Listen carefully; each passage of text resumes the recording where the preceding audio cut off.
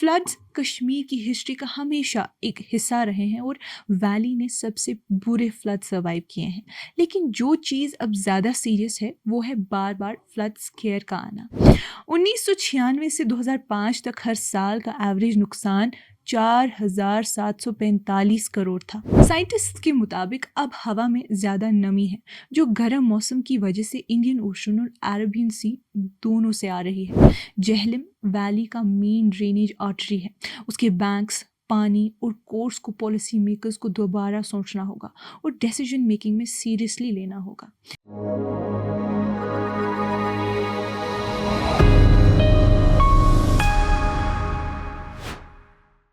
ये कश्मीर रिपोर्ट है। आप सब नाजरीन का खुश आमदीद। मैं हूँ आपकी मेज़बान उमायमा ऋषि। नाजरीन, इंडिया फ्लड्स के लिए बहुत ज़्यादा वालनरेबल है। 329 मिलियन हेक्टेयर एरिया में से 40 मिलियन हेक्टेयर फ्लड प्रोन है। हर साल लाखों लोग और उनकी ज़िंदगियाँ फ्लड्स की वजह से मुतासर होती हैं। खेती, घर, इंफ्रास्ट्रक्चर और पब्लिक यूटिलिटीज़ को नुकसान पहुँचता है। 1996 से 2005 तक हर साल का एवरेज नुकसान 4,745 करोड़ था, जबकि उससे पहले के 53 सालों का एवरेज 1,805 करोड़ था। ये इजाफा population growth, urbanisation, flood plains में कंस्ट्रक्शन और क्लाइमेट चेंज की वजह से है। हर साल तकरीबन 75 लाख हेक्टेयर ज़मीन फ्लड से मुतासर होती है। 1,600 लोग जान गंवा देते हैं और करोड़ों का नुकसान खेतों और घरों को होता है। फ्लड्स की बड़ी वजह मॉनसून रेन्स हैं। 80% बारिश जून से सितंबर तक होती है। नदियाँ बहुत ज़्यादा सेडिमेंट ले आती हैं और उनकी कैरिंग कैपेसिटी कम होने की वजह से फ्लड्स, ड्रेनेज जैम और बैंक इरोजन होता है।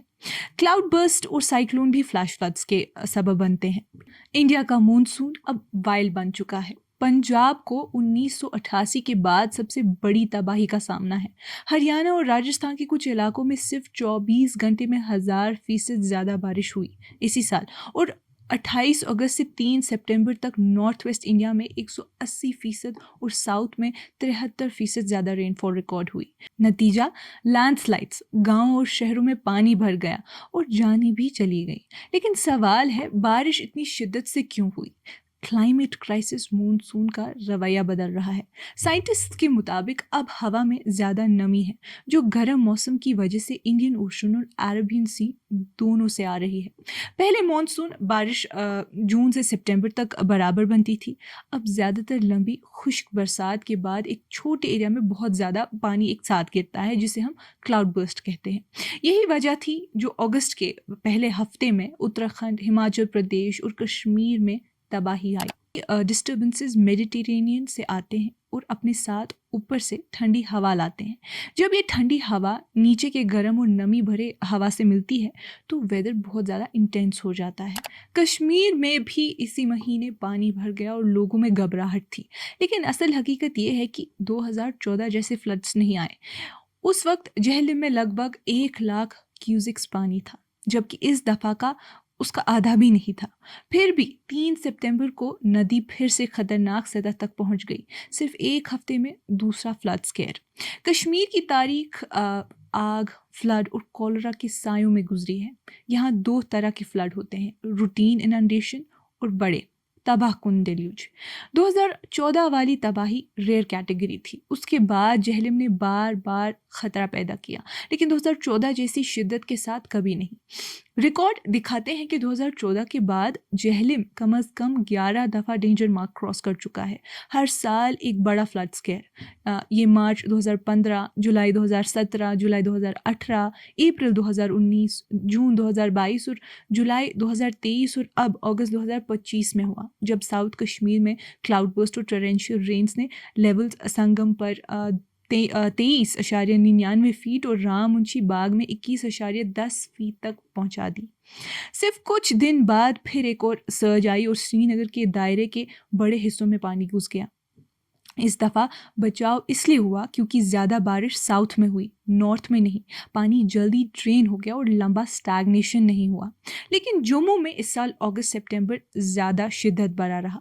यात्रा के 2 स्पॉट्स पर क्लाउड बर्स्ट और लैंडस्लाइड ने हमला किया, जिसमें 120 से ज़्यादा लोग मारे गए और 30 अभी भी लापता हैं। तबाहकुन बारिशों ने सिर्फ गांव और शहर नहीं डुबोए, बल्कि कश्मीर का राब्ता और ज़िंदगी भी ठप कर दी। जम्मू श्रीनगर हाईवे 10 दिन से बंद है। इस दफ़ा सिर्फ बानिहाल रामबन नहीं, बल्कि उधमपुर के पास ज़मीन सड़क कर पूरी वैली कट ऑफ हो गई।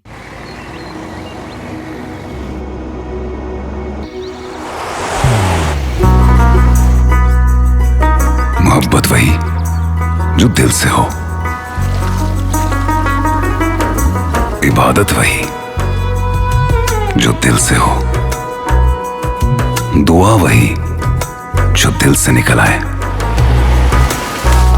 बात वही जो दिल से कही जाए, दोस्त वही पक्का जो दिल से साथ निभाए, रिश्ता वही बेजोड़ जो दिल से जोड़ा जाए। दिल से ही तो होते हैं इरादे चट्टान से, दिल से ही तो बनते हैं घर खाली मकान से। दिल से बनी हर चीज पुश्तों तक चलती है, इसलिए खैबर सीमेंट का जर्रा जर्रा दिल से बना है, ताकि आप जो कुछ भी बनाएं दिल से बनाएं। खैबर सीमेंट, दिल से बनाओ। रेलवेज भी रिलायबल साबित नहीं हुए। कटरा जम्मू लिंक मॉनसून में ही बंद हो गया। ये डिस्ट्रप्शन एप्पल हार्वेस्ट के पीक सीजन के साथ हुआ, जिससे इकोनॉमिक नुकसान और भी गहरा हो गया। हाईवे बंद होने की वजह से ट्रक भर के फल रास्ते में अटक गए। ताजिरों के मुताबिक नुकसान अभी से 100 करोड़ तक पहुंच गया है। कई बागबान अपना माल कोल्ड स्टोर्स में रखकर इंतज़ार कर रहे हैं कि रोड खुले और बाज़ार स्टेबल हो। इस दौरान सब्जियों के रेट तेज़ हो गए, क्योंकि ज़्यादा सप्लाई जम्मू और पंजाब से आती है और दोनों ही इलाके फ्लड से मुतासिर है। नाज़रीन, असेंबली में मार्च 2025 के दौरान ही जल शक्ति मिनिस्टर जावेद अहमद राना ने कहा कि श्रीनगर स्ट्रेच में जहलम की कैरिंग कैपेसिटी 31,800 क्यूजिक से बढ़कर 41,000 क्यूजिक्स कर दी गई है। फ्लड मैनेजमेंट 2 फेजेस में चल रहा है। फेज़ 1 जो 2015 से 16 तक था, जिसका लागत 399.29 करोड़ है। 31 में से 16 काम मुकम्मल है, बाकी चल रहे हैं। फेज़ 2 जिसका पार्ट ए 2022 से शुरू हुआ, लागत जिसकी 1,623.33 करोड़ थी। 30 बैंक प्रोटेक्शन स्कीम्स में से 29 टेंडर्ड, 16 कंप्लीट है और 80% प्रोग्रेस में है। ब्रॉडर फेज़ 2 देखे, पैकेज देखे तो उसमें 5,411 करोड़ का पैकेज है, लेकिन अभी भी अप्रूवल पेंडिंग है।